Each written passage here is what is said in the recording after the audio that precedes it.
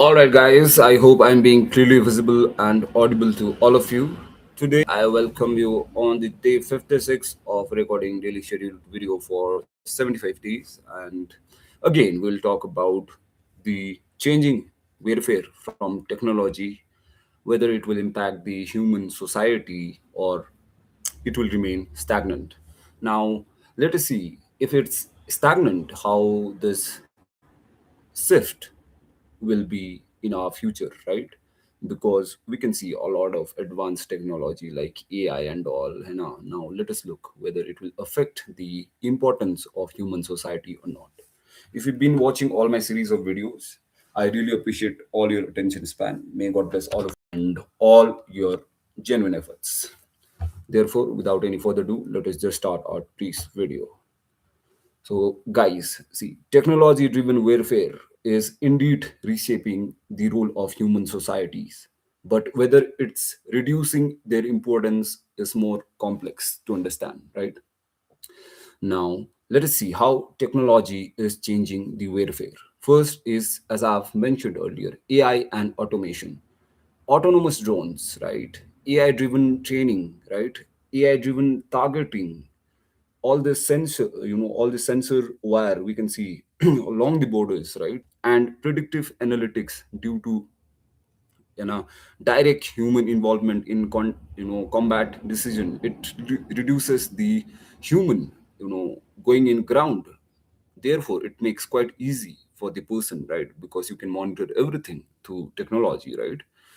So that's their first changing warfare, right? How this automation and AI helps. And this can, make war faster and more precise with it goes with very speed and precision, as you all know how the AI works, right? And using this in warfare can be very lucrative for one country, right? But it also risks, right, eroding accountability. That's the one drawback. Second is blurring civilian and military boundaries, cyber warfare, right, and the use of civilian infrastructure like communication networks or, for that matter, satellites. What does it means? It means societies themselves have become part of the battlefield now, right? Because there are a lot of networks, right? Huge towers, right? And all this infrastructure, what does it do, right? It makes the society the very battlefield in the war, right? And even if this society and the people around the borders are not physically fighting, yet they are part of the battlefield with all this drone technology, right?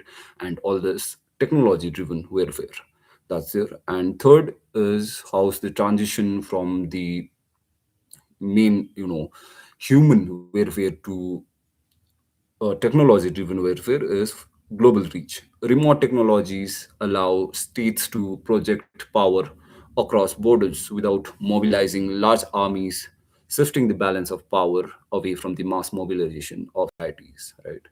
That's there, guys. That's the how transition is going and how technology is changing the warfare. Now, let us see why the human society still matters. First is innovation and adoption. Wars, right? When we say World War, right? World War Two, World War One. This historic, this all the wars, right? Historically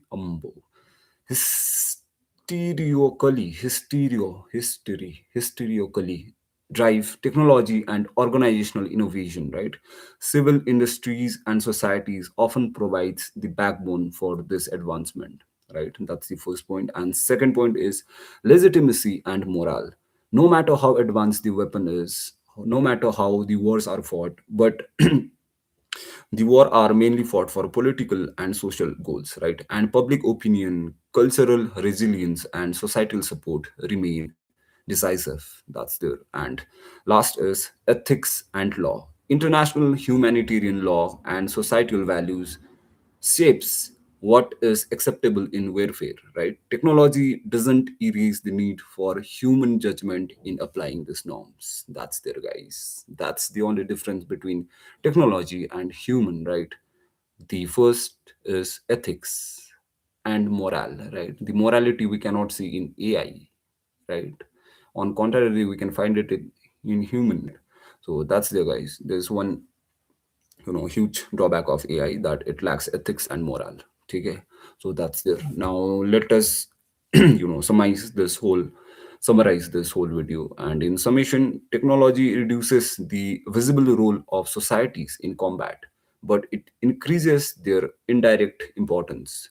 Civilian infrastructure, as I've said earlier, towers, right, all this drone sensors, wiring and all along the borders, and all this innovation ecosystem and political legitimacy are now central to how wars are fought and won. The paradox is that societies are less on the battlefield but more embedded in the conflict than ever. That's the, guys, for today's video. I hope you guys took few key takeaways from this video. Really glad you've been watching all my videos, and the doses little high today, and undoubtedly the dose must be very high, because the great things are yet to come, and you must be very positive. You must have a positive outlook towards life. Therefore, on that note, ending this video, guys, may God bless all of you and all your efforts. Jai Hind and Jai Bharat.